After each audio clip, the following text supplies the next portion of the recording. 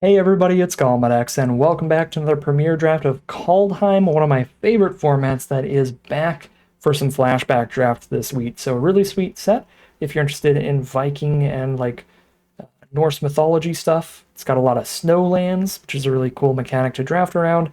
It's a super fun set, so if you are okay with drafting some non-standard legal cards, highly recommend hopping in and trying it out a little bit. Some great aggro decks in white, red, and black, some great slower, grindier snow decks in green, blue, and red, and a lot of different places all between. So we're going to start with our excellent Pack 1 Pick 1 rare here. Sarulf, Realm Eater, a 3-mana 3/3, but whenever a permanent that opponent controls is put into a graveyard from the battlefield, you put a +1/+1 counter on Sarulf, and then during your upkeep, if Sarulf has has one or more +1/+1 counters on it, you may remove all of them to exile all of the non-land permanents with mana value less than or equal to the number. So basically, 3-mana 3/3 that just sits there and keeps getting bigger and threatens to board wipe later. Just an incredible rare and a great way to start things off. For pick 2, I don't love playing 3-color and more aggressive decks, which is certainly where Sarulf is going to play better, but there are dual lands at common in the format. They have both basic land types and their snow lands, so they're very multi-purpose. So there's really good dual lands in the format, so I don't mind starting off with 2 different 2-color cards here and potentially moving towards Jund when both of those cards are incredibly powerful. I think Arnie Slays the Troll is the strongest card in this pack, regardless of color. It's a removal spell that then buffs up your board and ramps a little bit and gives you a little bit of life gain, so it just does a lot for only 2 mana.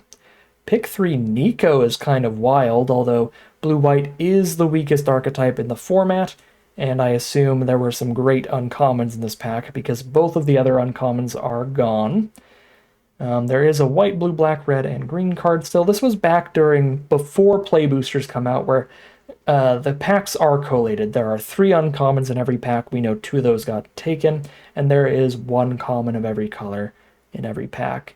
I kind of want to just take Shimmerdrift Veil here, which is weird. Somebody's going to get a pick for Nico, but hopefully they hop onto the blue-white train and stay off of these 3 colors, because that's the big problem with Nico that I see, is that Nico is not going to fit well into a deck with either of our first 2 picks, and both of these are pretty strong, so I don't really want to just take a third pretty strong card that I won't be able to play anything else with, so I'm just going to take the Shimmerdrift Veil, get some guaranteed really nice fixing for whatever we end up playing. And here's a black-green pathway, some more great fixing. I think we want to take that really highly, starting with 3 colors of cards, but I could see an argument for Bloodsky Berserker in aggressive decks. This is huge. If you can double spell just 1 time, it's a 2-mana 3/3, and it gets Menace the first time you do that. If you double spell again, it's a 5/5 with Menace till end of turn. Pretty good card. That would be the pick if it weren't for the pathway, but I really like the black-green duel here. Pick 5 now. If we do get to play black-green at the core of the deck with Sarulf, the core mechanic of black and green is elves. There's going to be a lot of cards that get better the more elves you have on the board, so Elderfang Disciple and Skemfar Elderhall both fit into that strategy pretty well. I do really like these spell lands, so I'm going to go ahead and take the Elderhall here. If we flood out, we can use this as a little removal spell, get a couple chump blockers out of it too, so the Elderhall's pretty good. Other notable cards, Augury Raven's just a good flyer, and mainly the Elderfang Disciple for an elf deck.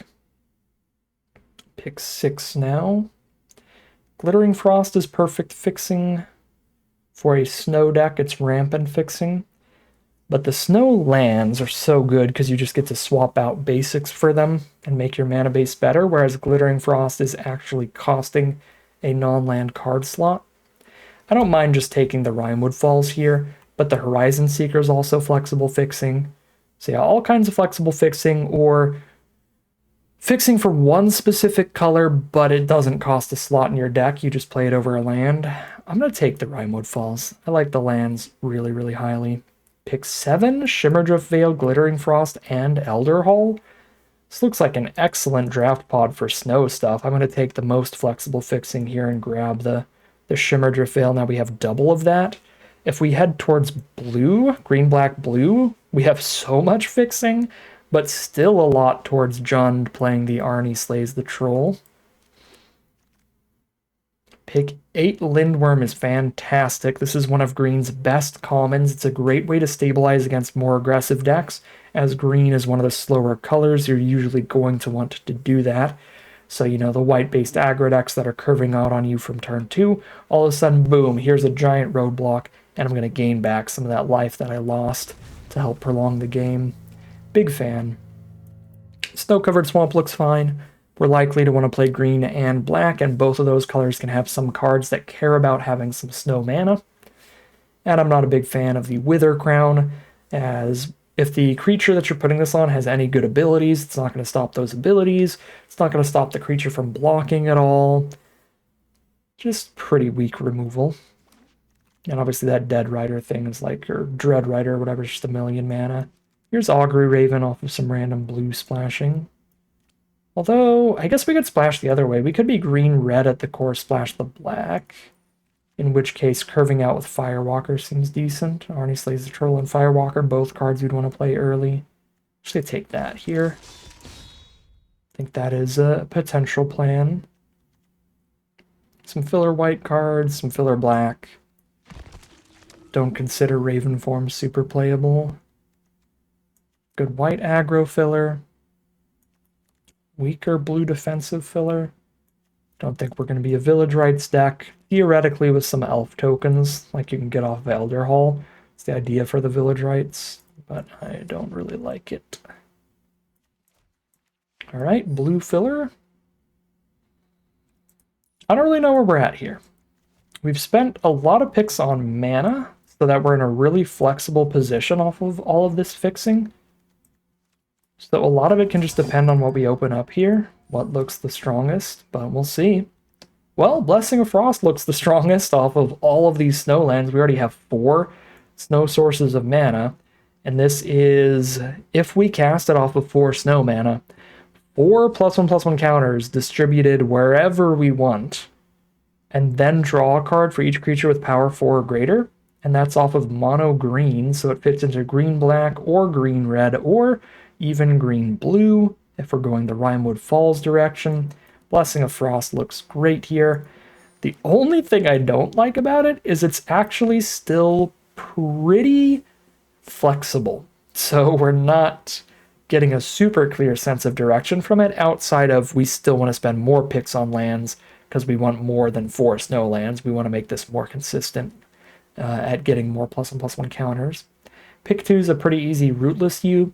This is great when you have a couple copies of the Ravenous Lindworm in your deck. It's a 5 mana 5/4, and when it trades off and dies, you get a Lindworm to your hand. Such a good value play. So we'll take the Rootless U, although Slumber Mound is also great if we're green-red at the core. One of these spell lands that makes sure we don't flood out.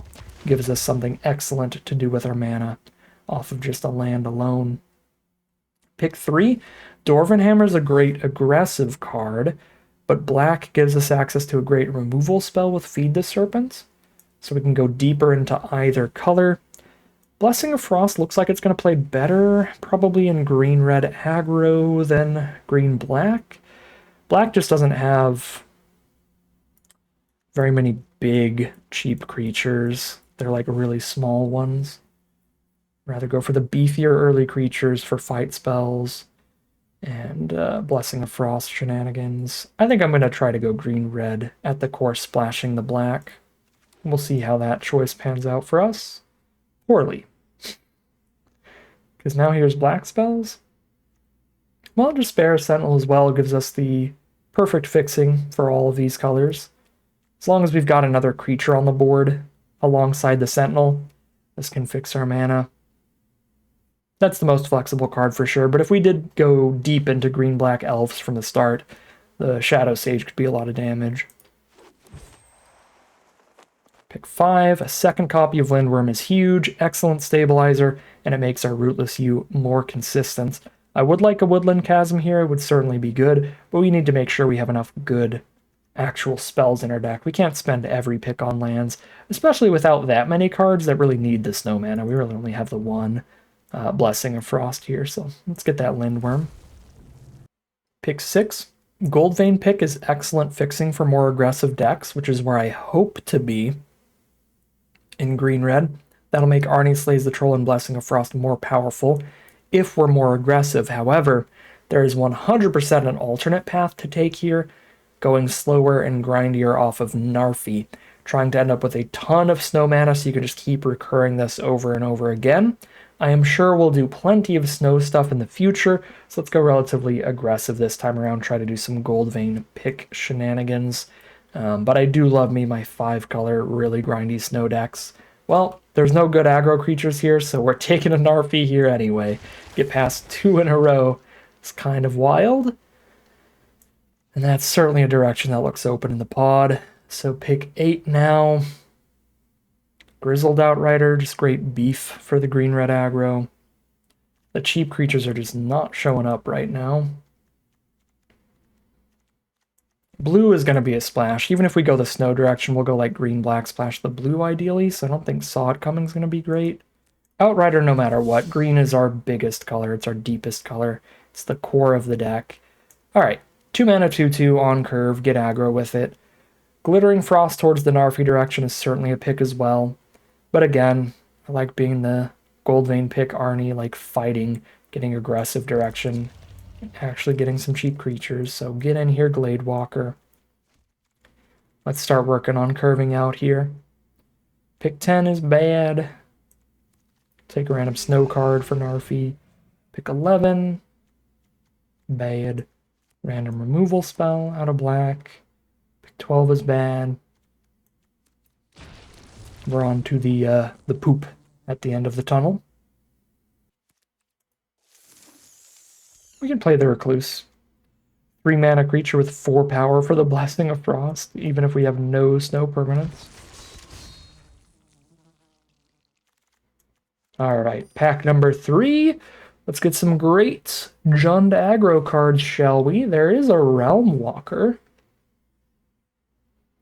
Can help us cast a bunch of creatures off the top for free. Pretty cool. We're still pretty low on removal, and Bind the Old Gods is a great one. Destroy target non-land permanent for 4 mana, and you ramp up. No matter what, you can just get a forest out and ramp up. But if you're splashy, like if we do splash blue, it grabs a dual land. It can grab our forest island off of this. I think Binding is really good, and it's worth taking over the Realm Walker here, even though that would be pretty strong too. Our creature types are enough all over the place here that Realm Walker is not going to be insane. It's just going to be pretty good. Whereas Binding the Old Gods is just always great. Pack 3, pick 2. Alright, well. Back to snow we go. Draugr Necromancer has arrived. A 4-mana 4/4, but every time we kill a non-token creature an opponent controls, we exile it with an ice counter and we can cast it against them, spending mana from snow sources as though they were mana of any color. So if we kill something of our opponents that is a Jund card, a green, red, or black card, we can just cast it, period. We only need to use snow mana if we need a mana of any color. So Necromancer's insane. Insane rare. And easily the pick there. And we're Sultai Snow. Goodbye, red cards. It's Narfi time, because now we have an Avalanche Caller, another insane snow finisher. I mean, between Necromancer, Sarulf, Narfi, double Lindworm, I almost feel like we have enough finishers here to want to just make the mana base more consistent and grab another Rimewood Falls. Maybe even make the removal more consistent off of taking a struggle. 1, 2, 3, 4, 5, 6, 7, 8, 9, 10, 11, 12, 13. We only have 13 non-land cards, though. God, I do want more snow sources with the Narfi stuff. I'm going to take the Rimewood. Pick 4. Woodland Chasm, Ravenous Lindworm, Berg Strider. Ooh, this pot is so pushed. Actually low enough on removal, it might be Poison the Cup here. 1 black and 1 to destroy a creature and scry 2, as long as you foretell it earlier for 2. Yeah, I need more straight up removal, and that's really castable. Pack 3, pick 5. Rune Crown is like a slam dunk pack 1, pick 1. If you get this early enough in the draft, this card's incredible. It fits into literally any deck. You just draft some runes to go with it. There's a rune in every different color, and the runes make it even better. So it turns it into equipment that's like 3 mana to play this. You draw a card when you play it, and it gives like +2/+2 lifelink or something. But instead, we just take a Feed the Serpent. Well, Feed the Serpent doesn't work with Necromancer, so I could just take a 2-drop here, like Death Knell Berserker. That seems a little greedy, though. Feed the Serpent is still useful. Ooh, Herald unites the elves? Another card that's so much better if we see it in pack 1. Yeah, because at this point we have 2 elves and 1 shapeshifter, so it doesn't actually do much. Boreal Outrider could put a +1/+1 counter on every creature we cast, so that's probably better. Pick 7, sure. 2 mana, 1/1 maker, opponent discard a card. Actually, a pretty good Snakeskin Veil deck, though. We have really important cards to protect, like Sarulf, Necromancer, Outrider, and the Lindworms. Yeah, we're a really good Snakeskin Veil deck. My curve's going to be complete poop, but I think that's fine. Pick 8, Gladewalker versus Masked Vandal. For the more defensive decks, I actually like Masked Vandal better. It's a really good top deck in the late game, because by then your opponent could have some random good artifact or creature. And if you don't care about attacking in the early game, the 1/3 body is pretty equivalent to a 2/2 body, so we'll take the Vandal. I mean, I am taking it over a Snow Forest. I probably wouldn't take it over a Snow Duel there. Pick 9, Icehide Troll. 7, 8, 9, 10, 11, 12, 13, 14, 15, 16, 17, 18, 19 non-lands. Might have to run some filler. But yeah, Icehide Troll is certainly good. Just a creature you play on curve, slows your opponent down a little bit, and once you have your snow lands on board, it is a ridiculous attacker. It is threatening to attack as like a 6/3 indestructible every turn. There's just no way to block it well. Another Snakeskin Veil. Priest looks fine in this deck. Runashore also looks fine. Way down. It's a creature from your graveyard. I guess the curve's getting small enough we could maybe do way down stuff. 2 mana 2/2.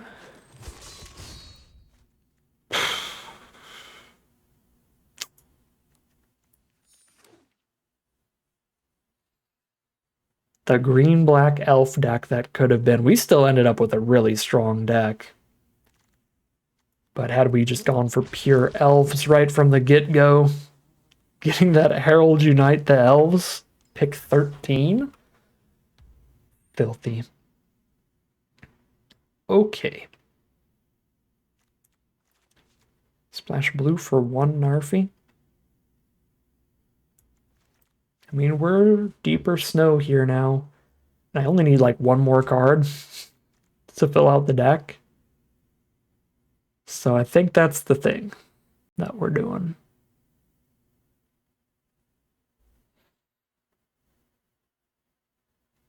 Maybe the one of way down.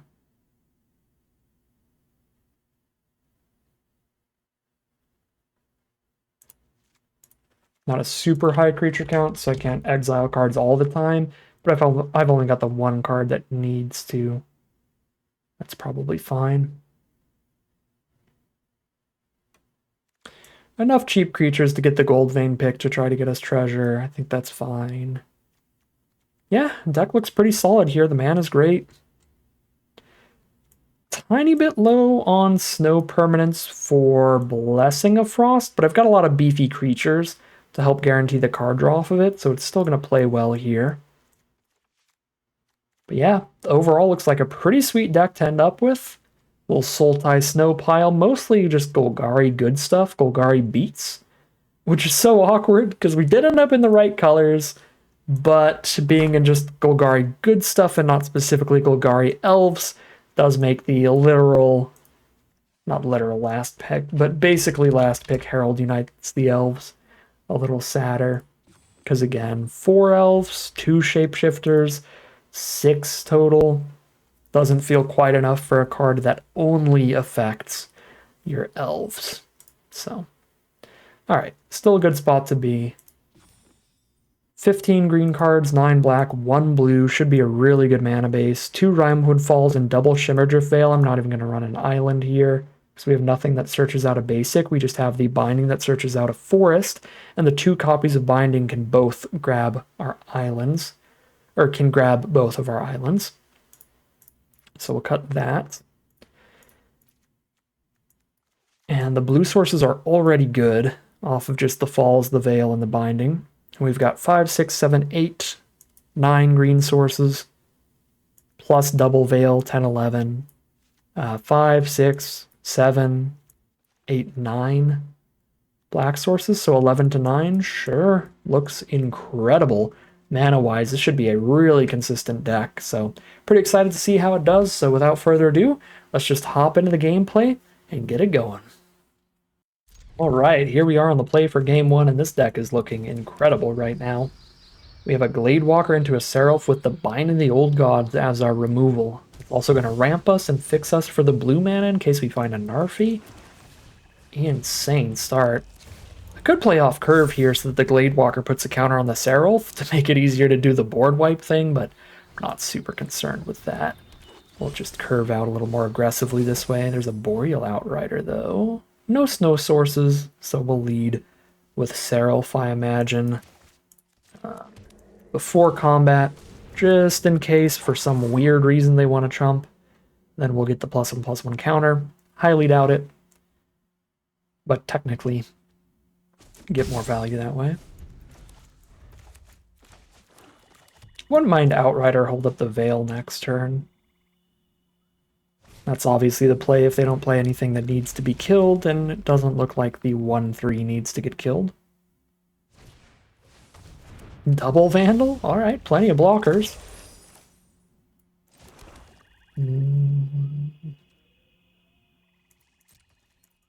I don't mind spending Veil to kill this Vandal. It's going to put a +1/+1 counter on both of our creatures.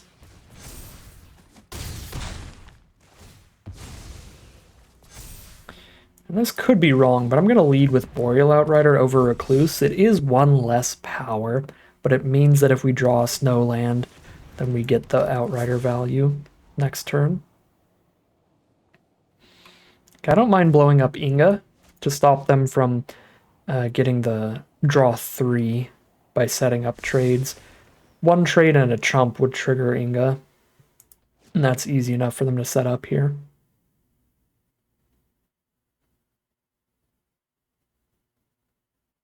Uh-oh, 1 mana removal? Way down? Yeah, way down the Outrider, sure. Remove all of them. I could remove a counter to kill Sentinel. I don't feel bad, actually.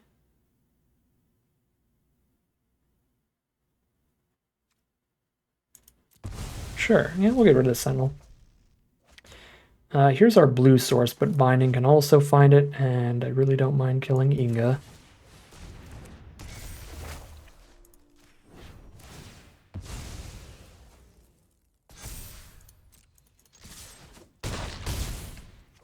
Okay, I need double black, green 2. Double black, green 2. Play this as another green, because I'm going to sack my other green source eventually.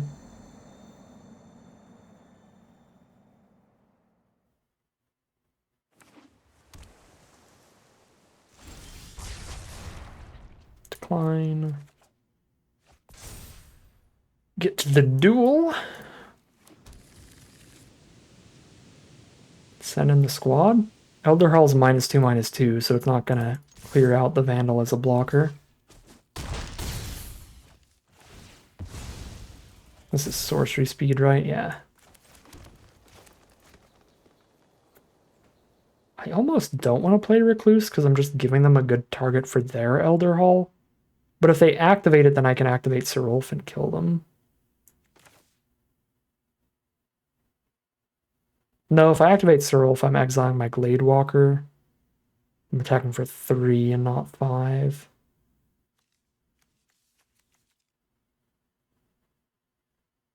So just activate that with no targets. Yeah, I don't know. They tap out for an Elder Hall, they're not winning the game.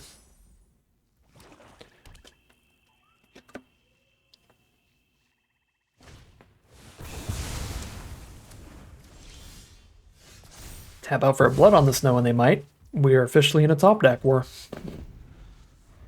Was not expecting that. Been a little too long to remember all of the rare and mythic board wipes in the set. Guess I'll die. Just held on to the 4-2.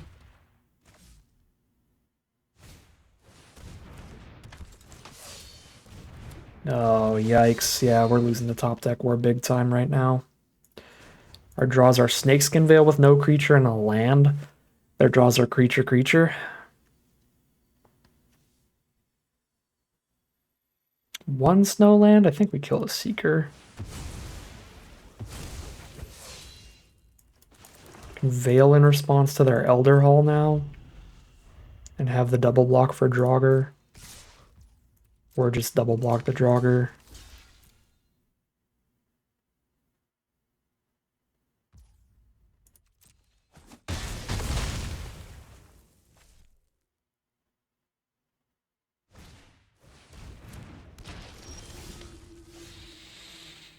Priest on priest violence. Theirs is a -1/-1. Ours is a -2/-2. We're just gonna die to one Lindworm. Glimpse the Cosmos. Pick up the best card in their top 3.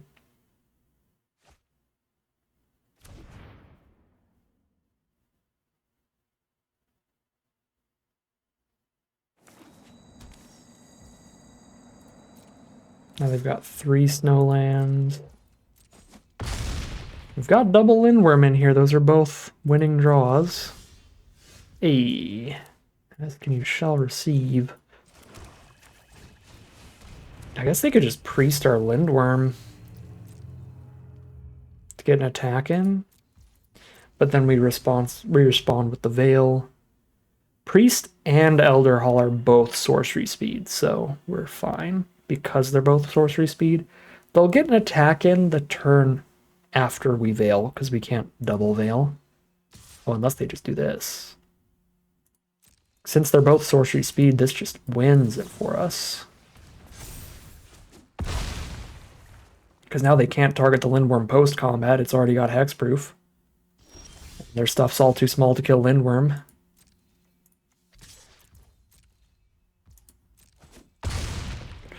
Insanely close game here. Could still lose if they top deck their own Feed the Serpent. Something like that. Glittering Frost is not that.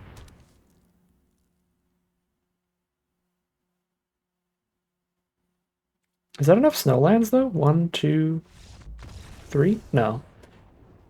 Whew! I thought for sure we were dead to the blood on the snow once they had the Lindworm, multiple creatures. I mean, their draws were still good. Glimpse.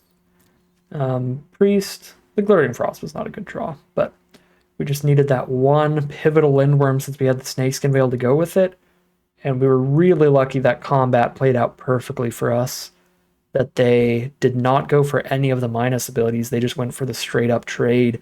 And that allowed us to get the Snakeskin Veil to win because both of their abilities were sorcery speed. Had they went for either one of these, this would still very much be a game. They go for one of those, I respond with a Snakeskin Veil. They know they don't get to attack that turn. Then I top deck, pass. Then they can go for the next one. And I don't have a Snakeskin Veil. And they see that the next one resolves. That's just a 5/5 body they can attack with Lindworm. But then I get to attack back with my Lindworm, so it's an awkward position for them still. And then, of course, since I drew perfectly, the Feed the Serpent meant that if the game did play out the other way, where they did make me Snakeskin Veil at sorcery speed, or during their main phase before combat, I would have then just top deck a Feed the Serpent and killed the Lindworm and still probably got there. So good lucky draws in the end to recover us from that board wipe, and I suppose we will have to keep that in mind in future games. There is a 6-mana board wipe in black. We were really lucky they didn't have the snow mana to actually reanimate anybody there, or that also could have won them the game. So really close game, despite how well it was going for us early. Sketchy way to start it off here. 1-0 heading into game 2. All right, here we are on the play for game 2. Certainly a slower hand here for the Gold Vein pick. You ideally want to be able to put this on a 2-drop and get the treasure on it turn 3. But we can play it turn 2, the Outrider turn 3. And then equip swing should be fine. Blue-red from our opponent. They start with a Fearless Liberator, which has a great boast ability. Really good when I can't set up the blocks right now, so that's rough for us. Because I can't. So they can just go land, attack, make a 2-1. They don't really do anything about it.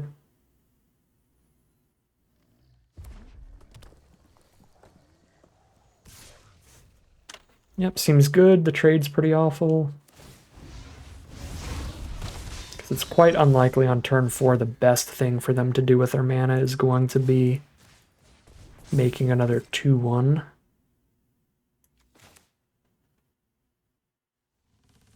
If I get the treasure token, I get to Lindworm next turn. Kind of a big deal. Do take 4 on the crackback. Oh, I really don't want the treasure. Sure. That also plays fine. Now I don't feel as bad about them getting the boast ability. We just soak up the 2-1 anyway. They're just going to boast again? Alright. Or is the hand all just like 6 and 7 mana giants? That could be bad for us. Blessing of Frost is pretty good, but we want to wait a little longer to have the multiple creatures to draw the cards with it. I don't feel like holding this up is going to play very well, because then they're just going to Demon Bolt or Squash or something. Or even just bounce it. Alright, yeah, there they go. 5-drop, 4/5 giant. No boast this turn. And here's our Lindworm with a +1/+1 counter. Big 7/7 worm. Should be hard for red to kill. The blue half of their deck could bounce this or stun it or something, though. But 7/7 is just out of reach of red's biggest common removal spell, which does 6 damage.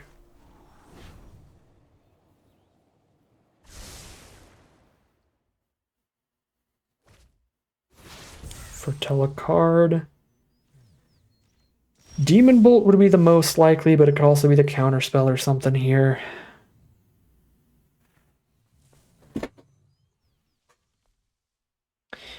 They have 6 power on their board. Move the pick over so that I can theoretically play Priest and Feed the Serpent this turn. Holding up pretty poopy blockers this way, but we'll see. No blocks. Ooh! 12 damage, and I can do my double spell. Priest and Feed the Serpent.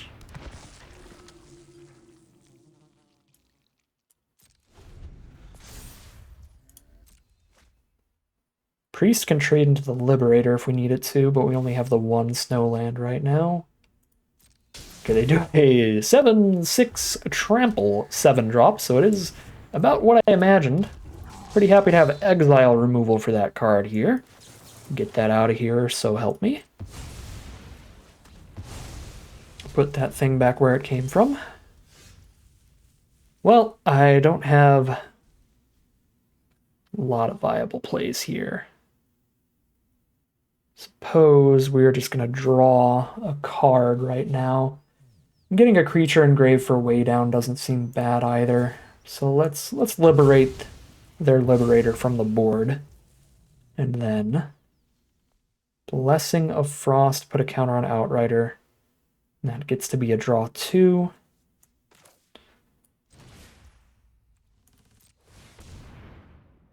Boop. Cool. Find the Necromancer. Don't have the mana for that yet.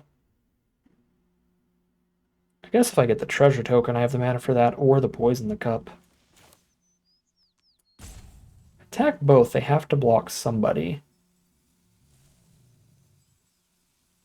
So if I just move the pick over, they just trade. So this way, they chump or I get the treasure. This feels better. Cool. Get the treasure is great. We foretell the poison the cup and then hold it up rather than playing a necromancer with no mana up.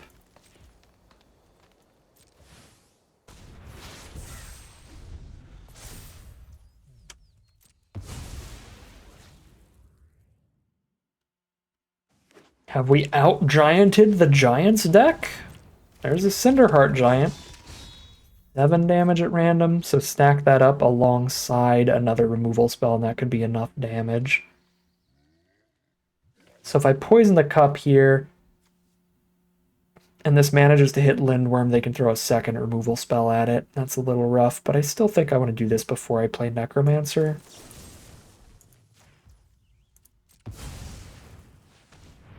And I do get the Scry 2 as well.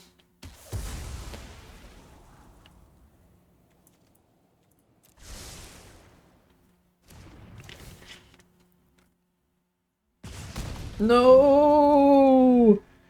Wrong one! No! RNGesus. Alright, we're fine. We force a trade and then we play their own... Oh, we can't play their own Giant's Amulet against them. Dang it! We force a trade which makes Sarulf bigger instead of playing Necromancer then, because, again, Necromancer doesn't work on tokens, so Sarulf feels better. Or hold on. Because Sarulf comes with a counter, I could just pass, and if they can't kill Sarulf, I get to exile the amulet itself, rather than trading here. But then they still have the 4/4 Giant Wizard, so yeah, we can trade into the Giant Wizard and then exile the amulet. Although I guess now I'm also exiling the pick.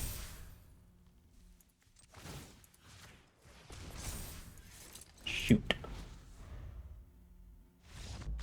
Alright, doesn't matter, our deck is super explosive and we managed to out-giant the Giants deck.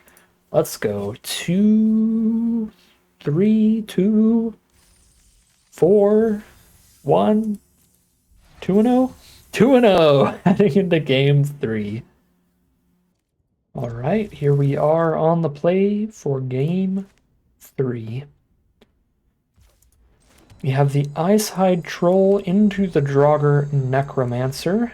We've also got a Way Down that wants a creature engraved, so we're pretty likely to be perfectly happy trading off the Icehide Troll into a creature or maybe a Demon Bolt here, it seems. Because we're not actually going to have the snow mana to give it indestructible yet anyway. Horizon Seeker. Well, can play out the Necromancer. They can just Demon Bolt it if they have that. If I can Necromancer and Way Down in the same turn, that's going to be fantastic. That'll be a way to get one card of value. Pretty guaranteed. So let's just get the treasure towards a quick Lindworm here instead.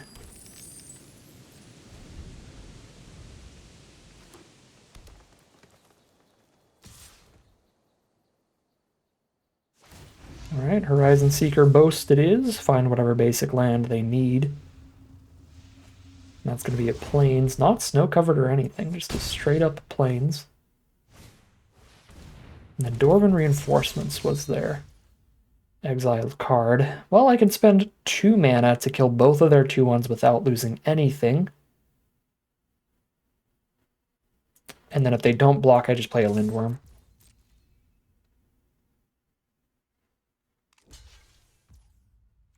Okay, Chump also works, so I just play a Lindworm.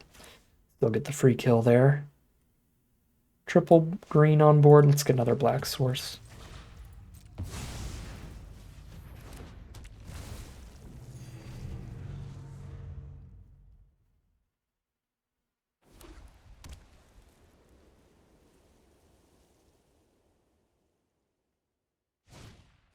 Elderleaf Mentor, 3/2 and a 1/1. Clutters up the board pretty well. Got a Snakeskin Veil trick. I have Indestructible to give the troll. They have 3, 4, 6, 7, 8, 9 power. And they can kill the Lindworm for sure. But if they just double block with 2 3/2s, we can ruin that. I think I'm just attacking with everybody as is here. Let's see.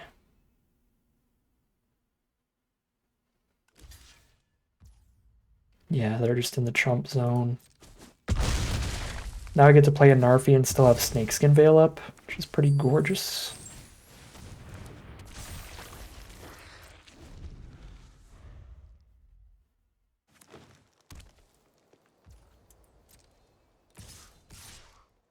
Sure. I believe I can win this race. I'll take all that damage.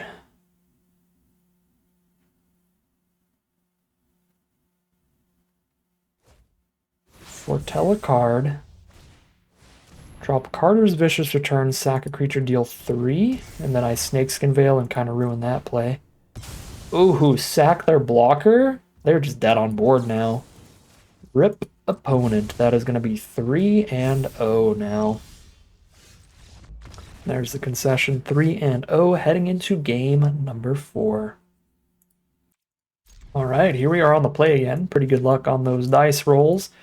Got Masked Vandal into Sarulf into Necromancer, so pretty good luck hitting our rares as well. But we will need to draw lands. That is the one risk to the hand. It is a 2-lander that really wants to make it to 4 mana, but 4 is not that bad. Let's get a couple land draws and we'll be happy. The Poison the Cup can help as well, giving us a Scry 2 when we cast this towards more mana. Blue-red from our opponent. Okay. Drop a sad little priest all by his lonesome.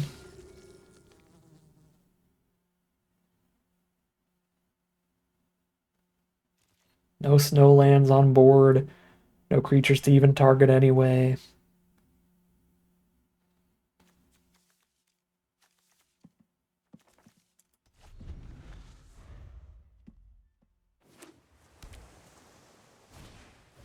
Breakneck Berserker. Well, at least he stops all that damage.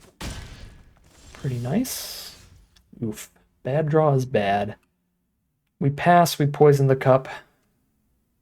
Scrying to our lands.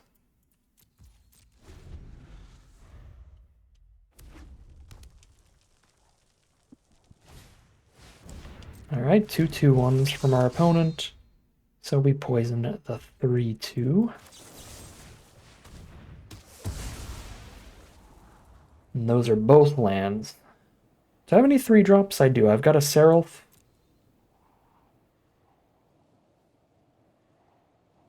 One +1/+1 counter on Sarulf is enough to exile all their tokens. So I imagine untapped land Sarulf is the play. If they kill it, then I have something engraved for way down.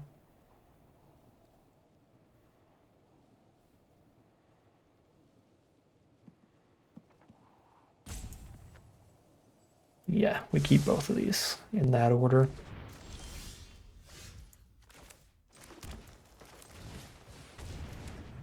I could crack Priest just so it has the counter, but then if they Demon Bolt the Sarulf for something, that's very bad.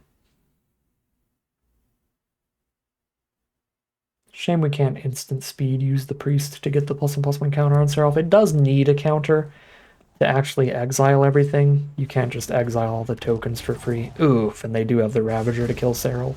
Oh no, they don't. It's not the same type as the dwarves. The giant wizard, and these are dwarf berserkers, so they have to 2-for-1 themselves? Yeah, let's go. Had to spend 2 removal spells to kill Sarulf. That is actually fine. Actually fine. Okay. Can Masked Vandal as a 1/3 blocker against 2/1s and weigh down the 4/2? Seems like where I'm at.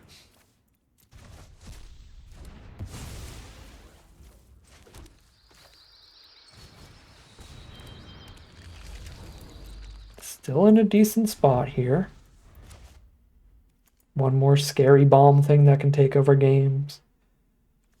Great top-end creature, and a good removal spell if they've got another scary threat, which they likely do as blue-red giants. They could have the big 7/6 trample thing again. So being able to exile that is premium. Sick.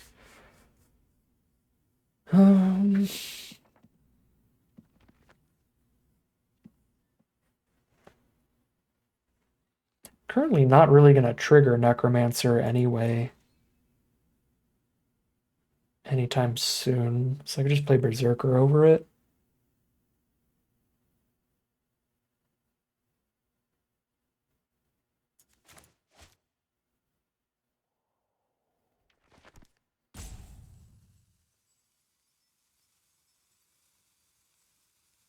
Got 6 mana up here. They could easily just have like a Disdainful Stroke or something. I guess just using Necromancer to get a Disdainful Stroke out of the way to make Lindworm more likely to resolve. It's really not that bad of a use of Necromancer in the first place. So I don't even really hate playing Necromancer here, even if it's likely to just end up dying, because it's like it's not likely to actually do anything with its ability anyway. They only have token creatures on the board, and once they play a big non-token, we're just going to exile it anyway, which isn't going to trigger Necromancer either.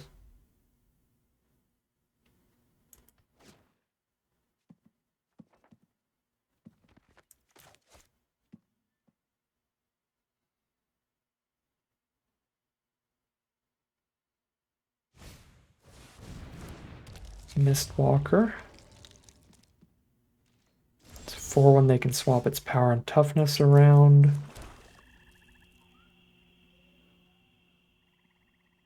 Not going to feed the serpent that. I can't attack into it here. Alright, let's draw removal out for the Necromancer at this point. We're not doing anything else with our mana.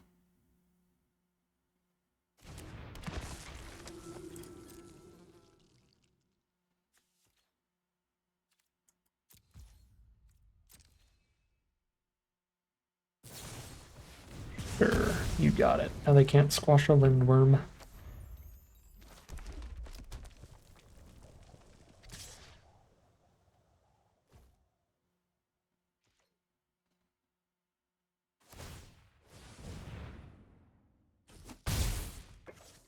We're down to 16. Dropping another Ravager. Gross. The double Ravager. This is a great, great common for the Giants deck. Here's our Lindworm, and then we can kill a Ravager, get 2/1/1s next turn, and start beating down with a 6/6.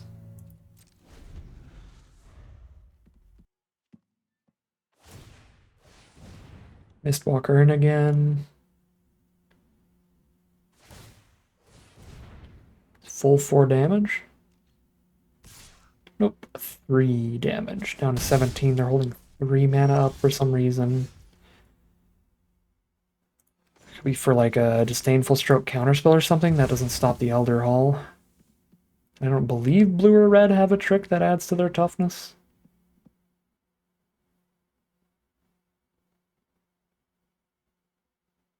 They could have a Demon Bolt here. 2 and a red. So they can block Lindworm with a 2/1 and Demon Bolt it. Ooh. Wow.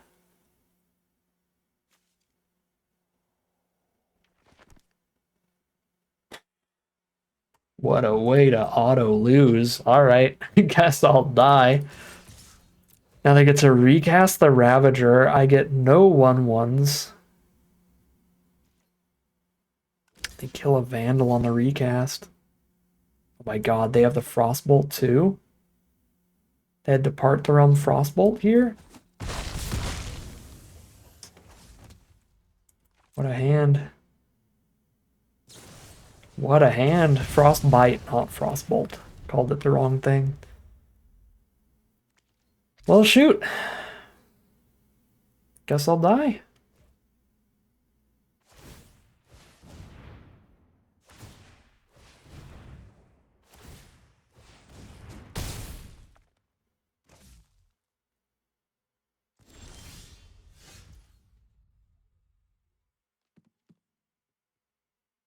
Wow, our mana's not good this game. We looked at our counts. Our counts are statistically pretty incredible, so not having the... Apologies. Not having the blue 17 cards in is rough. Just feed while they're tapped out of stroke here. Yeah, I guess the Ravager's not going to do anything on its ETB. And I'm taking 4 in the sky every turn if I'm not killing that.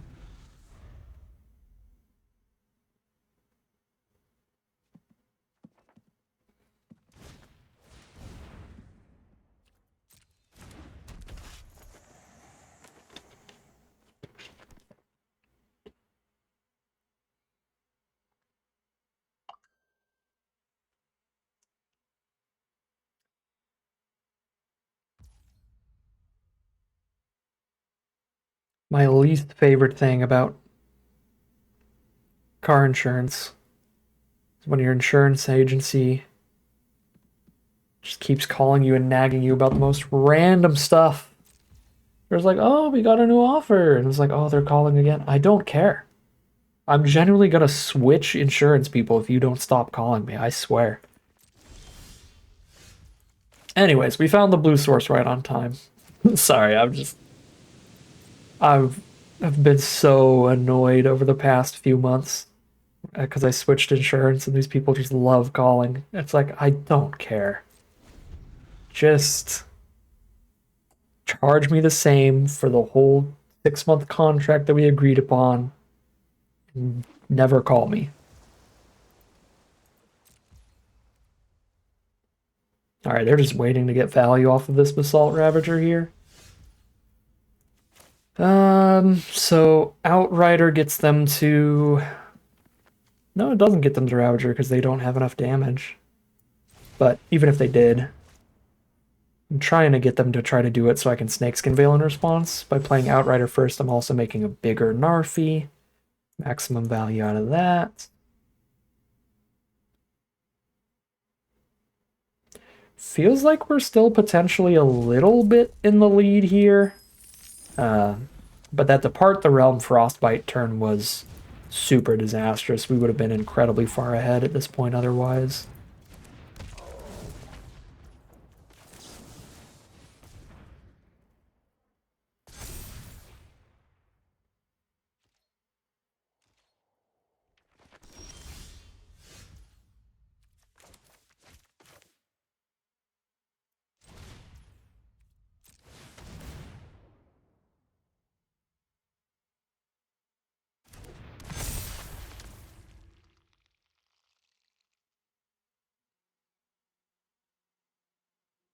Ward State's basically even now.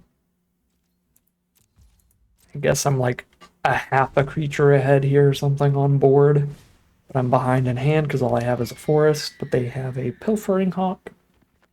Pilfering Hawk is incredible in this kind of position as well, making them twice as likely to draw into their good stuff, or making them draw into their good stuff twice as fast.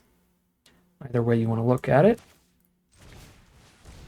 We are 21 cards deep and we're on 1 Snowland still. We have like 5 in the deck. Just needed 1 more Snowland to kill the Pilfering Hawk this turn. 3 to reanimate Narfi.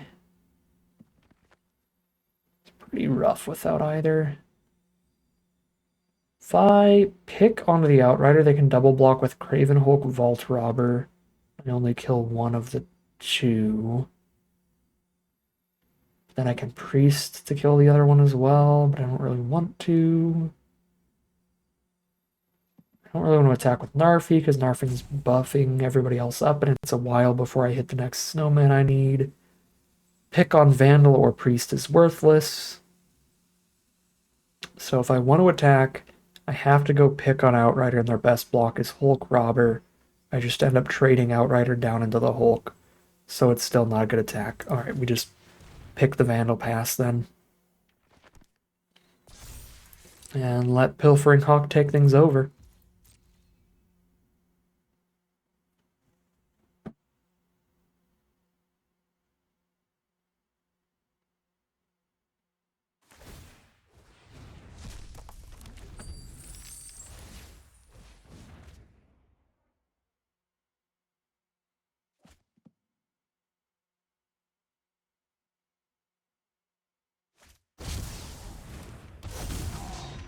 Oh no.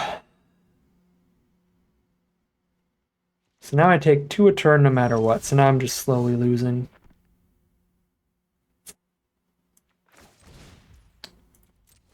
Ripperoni. Get mythic.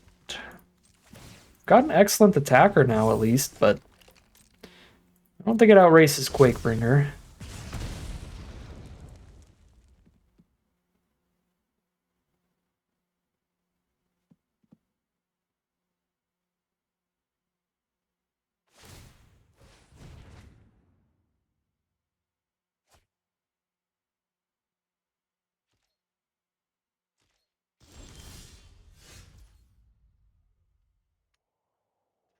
Quakebringer still triggers from Graveyard. So it might be better to kill the Pilfering Hawk. I guess Quakebringer's their only other 4 toughness card on board. So in order to attack with Rootless Hue and trade into 2 creatures instead of just 1, I do need to bind in the Old Gods pre-combat. Otherwise they can double block with both the 4 toughness cards. But if they do that, I can priest the other 4 toughness card. I think I'm sending in here and just priesting the remaining 4 toughness card if they double block like that. Okay, they're on chump block.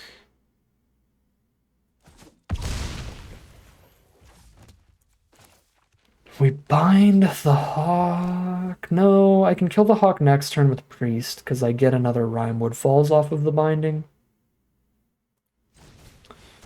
Quakebringer's gonna keep shooting me for 2. Gross.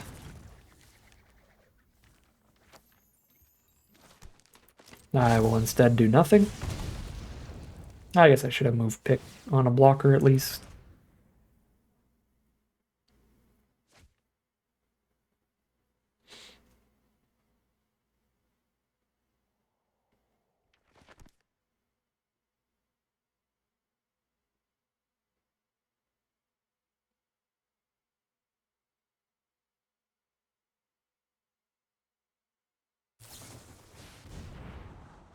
Scry 1, draw 3. Man, their deck is just running away with the top deck war. Just all the card draw.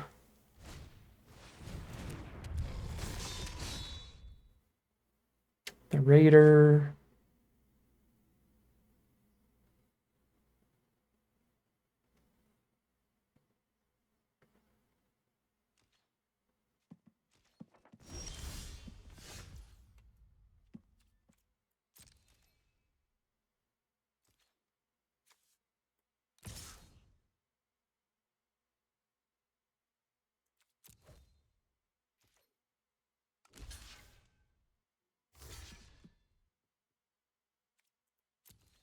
It's pretty good for me. Genuinely. The death trigger's so great. Unless they have another stroke here off the treasure tokens. Man. They're looking at them. No? Oh, Quakebringer shuts off life gain? Why?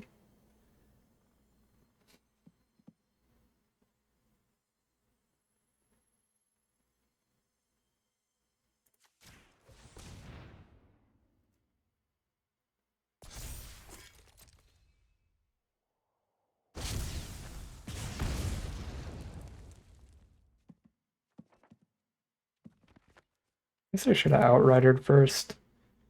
I completely forgot it shuts off life gain too.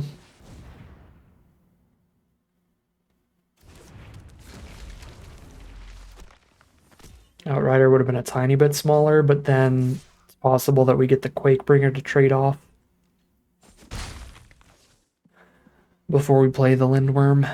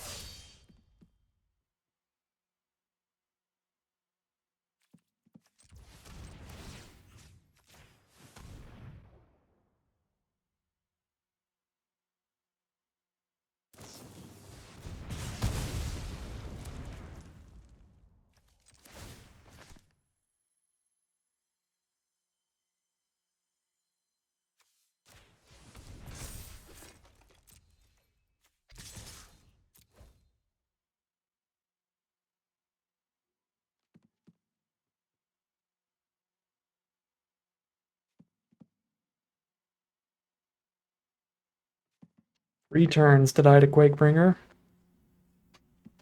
Unless we can clear out all of their giants. And 2 turns to die to Quakebringer plus Pilfering Hawk. Which is why I'm trying to Rime Woodfalls, Priest the Hawk, main phase 2 right now.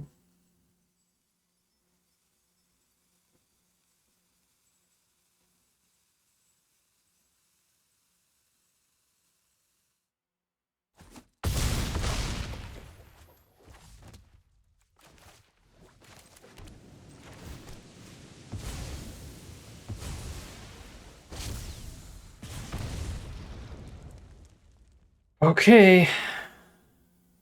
Die to the giant in 2 turns. If I had sequenced this correctly, we would have been attacking with Outrider here. No, I wouldn't have been able to cast. It would have been casting Lindworm main phase 2, and we'd be at 8.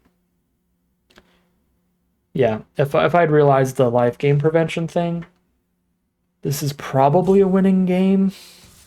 Because now this turn, I get to be at 8 life. Because we play the... You see how I've played the Outrider this turn.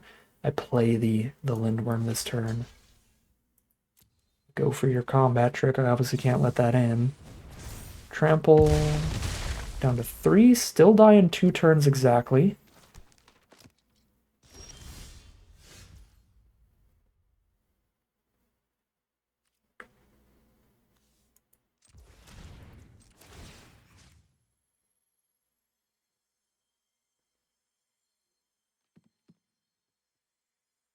I take 2 damage, I die. So I think I'm holding up 2 blockers here.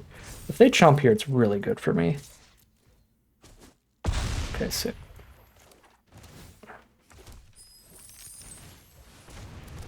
Oh, man.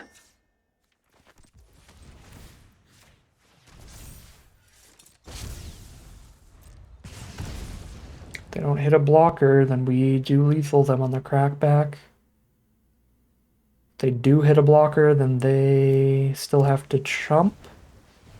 And then not have the damage next turn.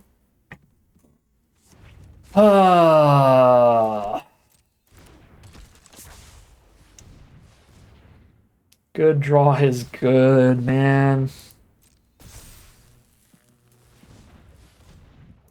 Guess I'll die. Yeah, that's about as frustrating as it can be. Especially with the insurance phone call halfway through. That has me on tilt more than anything. Just insurance calling for no reason. The really pivotal turn here would have been that Depart the Realm was disgusting. Obviously, it's been a long time since I played this format, so I'm going to miss little things like that, but could have been thinking of Depart the Realm specifically and playing around that instead of Disdainful Stroke. That turn would have went a lot better, but Disdainful Stroke exists in the format as well, and it's much more popular, so like, had I just went for a big play like Lindworm that turn and they had the stroke, the play that I went for of cracking the land would have been infinitely better. I think with the information I had at the time, it was reasonable to just go for the kill with the -2/-2 trick. They just had the perfect response, the Depart the Realm Frostbite turn. That was the absolute pivotal turn, and then from there they just drew better than us to get ahead. And then even then, we still had a chance here, where had I fully read all 8 lines of the Mythic and really importantly just known about the prevention of life gain, we could have played that out in a way to have played the Outrider first, still made the same attack that we made, instead of attacking with like Lindworm in the 5/4, attack with the Outrider in the 5/4. And that swing got them to lose the Quakebringer. Once the Quakebringer's gone, we play the Lindworm instead of the Outrider that turn, and we actually do gain the 4. We would have survived the Avalanche Caller at 1, although even if that were the case, I think we still lose to this Avalanche Caller. Because if you imagine I sequence it all out like that, I still end up with basically this exact same board state in the end. Except that they couldn't attack for lethal here. They know I'd be at 1, so instead they let me stay at 5 life and just hold off blocks, and then they have tons of blockers and just slowly let the Quakebringer kill me still. So I feel like I still lose, even if we did the Lindworm thing, because they can do this on blocks and get 4/4s and trade off into my attackers. The one good one would be Eyeside Troll at that point, but I'd always have to risk them counterattacking plus the 2 damage for lethal. Man. Yeah. Crazy game. Crazy game. But 2-2 it is, heading into game 5. Oh no, 3-1. 3-1 it is, heading into game 5. Alright, here we are for game 5 on the draw. Gladewalker into a Gold Vein pick attack to get a treasure could be decent. A little weaker on the draw. Certainly weak to Magda on the draw. I think we gotta play Gladewalker here and force them to have removal in hand to get this going, because otherwise this is pretty scary start, them getting a treasure token every turn. Pretty high variance card. When you don't have, or when you do have the combat tricks to removal, back her up in the opener, or your opponent doesn't have the good blockers, she can quickly take over a game, but if she trades immediately, she's just okay. Eska's Chariot is on the other side of that, where it's completely busted no matter what. Probably the best rare in the format. Not 100% sure about it, but was one of the best rares even in Standard at the time. The card is ridiculous. It's a crew 4, so I suppose if we kill one cat and they don't have a follow-up creature, we stop the crew here. If they manage to crew an attack next turn, we're just going to get steamrolled, and there is nothing I can do about it because I don't have double black right now.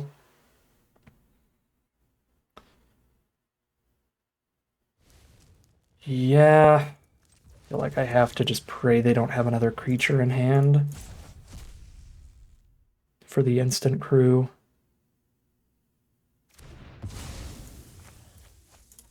We foretell the Poison the Cup to guarantee the kill on Chariot next turn. 1 power. Let's go. Alright. Kind of counter. Well, do I play around Disdainful Stroke here? I think I do. I could bind the Old God of the Chariot. Which was the oh, come on. Was the, well, I guess I didn't even have to kill a cat. I could just kill the Chariot. But I did stop them from getting another cat, which was still worth it. Kind of like I killed 2 cats with the way down. Alright, activate the Frost Augur. I guess if they don't end up activating the Chariot, this Poison the Cup's a little awkward here. Could still poison the Augur to stop their card draw. Sentinel Shimmerdrift Veil. Alright, we'll land for turn. Sentinel, not so much.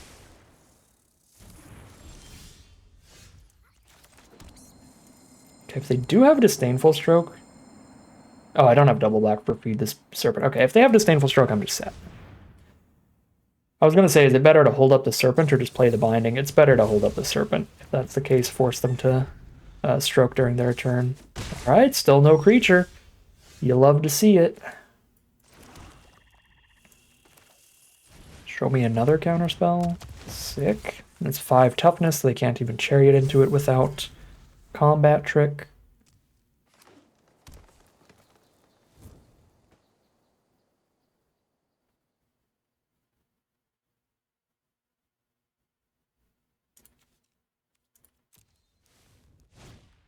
Path to the World Tree. Mythic level uncommon in the set.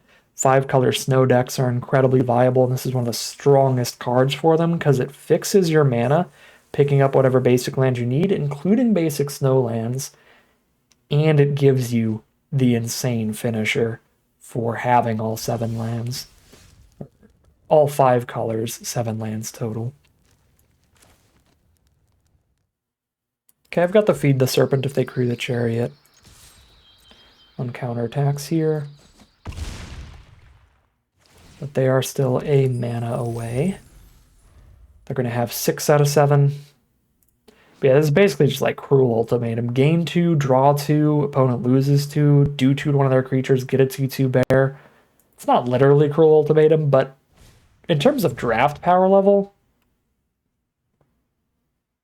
Oh! At least it's legendary, but they have 6 cats now, or 6 power and toughness worth of cats. What is my life? I can't even get the mythic uncommons like Path... Well, Binding the Old Trees is close. But I can't find the Path to the Old Trees and the bears. But our opponents can have double Eska's Chariot plus Path plus the Snakes can Veil for the Feed the Serpent. I live in envy. That was unwinnable. And game number 6 it is.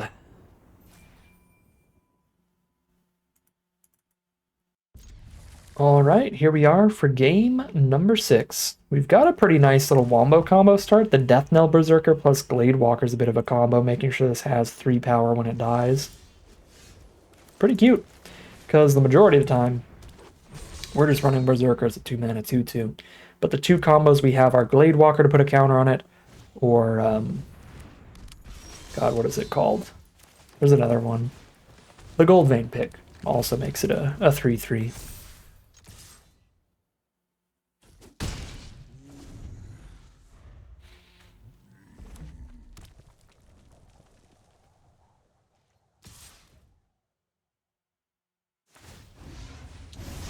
Sure. Feels like a good trade to me. It's the way down to kill a 2/1 if we need to. I don't need to do that yet. I'll just play a 4/2. Boros has some great equipment in the format as well. They have like the boast ability and good equipment spells, so having the creature engraved for Masked Vandal potentially could also be valuable, rather than ditching it immediately just to kill a 2/1.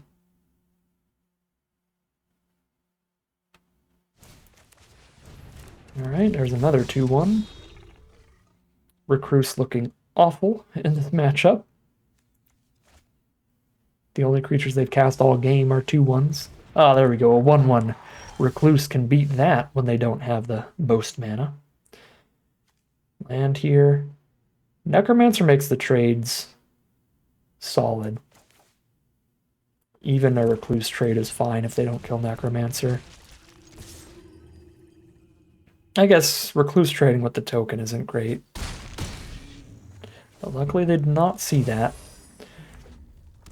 Probably still a bad attack, because if they just do the token on Recluse, that's not good for me. Okay, we're not quite to Lindworm.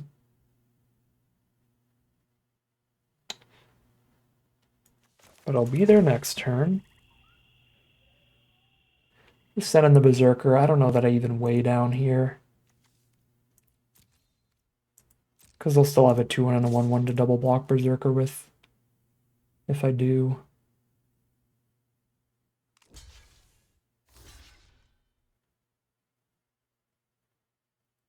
Cool. Good trade is good. Kill 2 of our creatures and leave a 2/2 behind. I guess if I get to wipe their whole board, way down is okay. Still holding out hope for something better. This could absolutely be wrong, but I'm just going to pass here, getting a little greedy with both of these cards. Waiting for an artifact for Masked Vandal when there's great artifacts in Boros. Waiting for a better creature for way down. Well, there's the enchantment to exile with Masked Vandal. Sadly, way down is too small to exile the 4/4 though. But I can weigh down the 2/1 and attack with the 4/2 here and put them in a predicament instead of playing Lindworm. And then they can't bind the Lindworm. Although even if they do bind the Lindworm, I can always Masked Vandal away the binding. But I just think the 4/2 attacking here looks pretty excellent. Punching above its weight class for sure. Trading into the Scald. We will take it.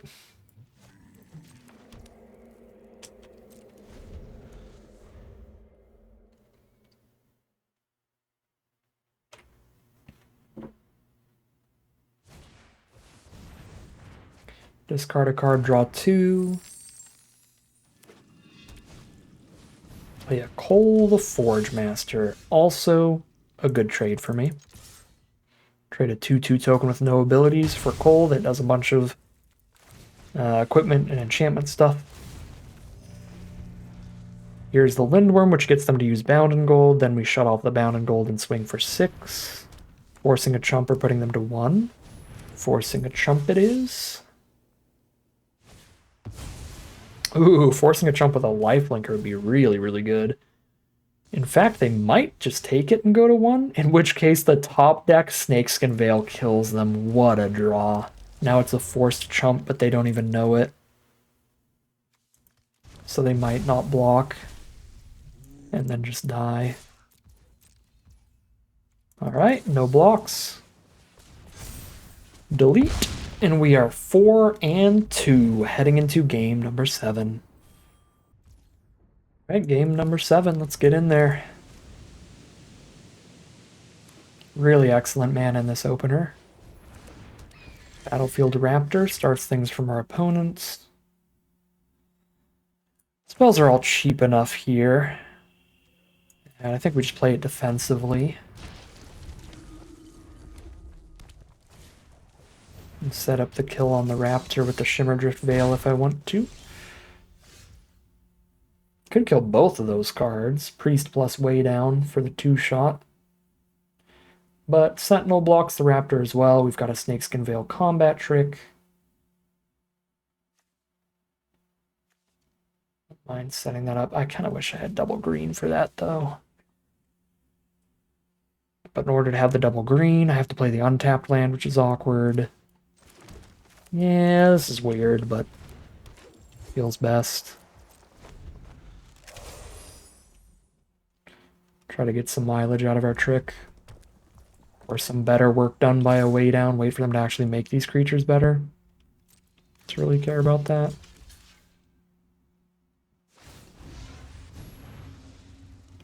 Okay, if I can Snakeskin Veil to kill Liberator, that's good enough. Now that they're tapped out, we know we can do that. Binding the Old Gods. Well, that's what I get for not playing the tap land there. I guess I can play it now. If I tap both my creatures. I'm just killing a 2/1 or a 1/2 though. Yeah, I still just don't want to do that. Honestly. So here's Berserker.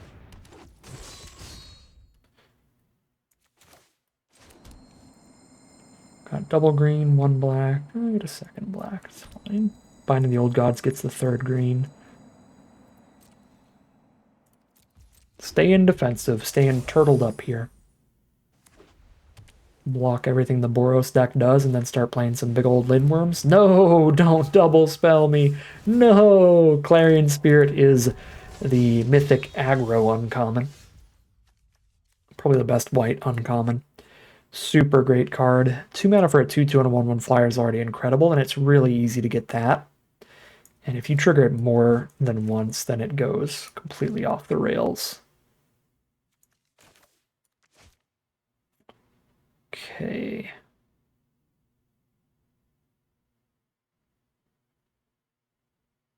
Feel like we're under enough pressure to go for double removal here. So we'll ramp a little bit while I remove stuff.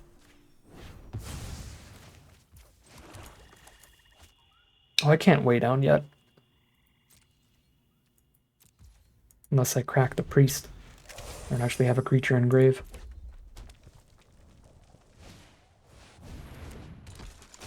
Well, there's the Boast card to go with the Raider. Ooh, the Gold Vein pick for the Raptor. Might be killing the Raptor soon.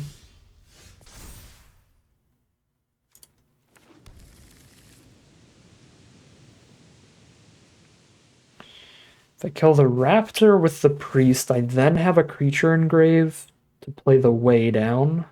But I can't play the Way Down and the Rootless You in the same turn. Unless I tap my Sentinel and Berserker as blockers. Suppose the problem is if I Priest away the Raptor, they can just put the pick on the other flyer and still get in the sky. So yeah, it's not even that great. We'll just play the U.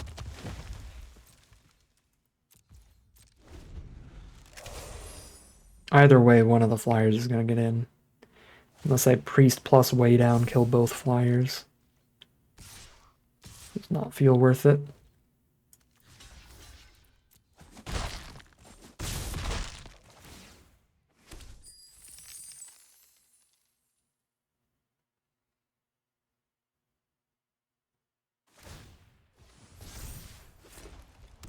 Firewalker for you is a good trade, then we just draw a Lindworm, play it, and crush them with that.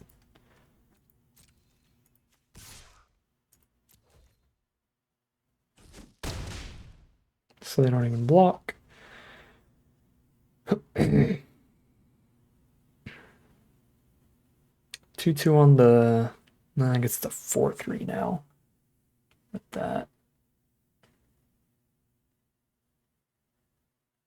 Tempted to kill both the flyers. But our blocks aren't even that great after that anyway. Feels like the best we have.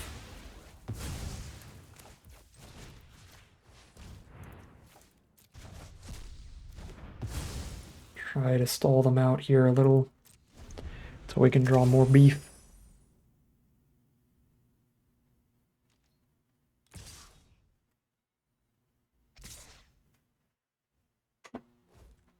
Yeah, that Firewalker is a really excellent attacker if I send it with you. I should have just held it back, I think. Because it also triggers the Raider, and of course, it just draws them another flyer. Now that I spent removal on the smaller flyers.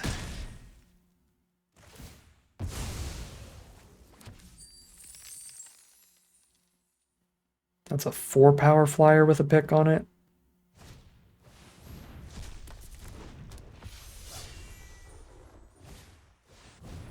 Oh, the bound in gold to not trigger the death ability. Yikes. And they just draw another card off Firewalker and just keep steamrolling with it. Makes the Raider bigger too. Maybe I was supposed to poison the Firewalker here. Rather than poisoning the Valkyrie.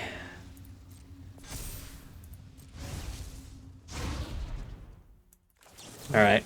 Well, I think I could have played this one better, but it looks super losing regardless. I could have not attacked with the U that other turn, and then I would have traded with the Firewalker there. They still hit the next flyer. Then poison that.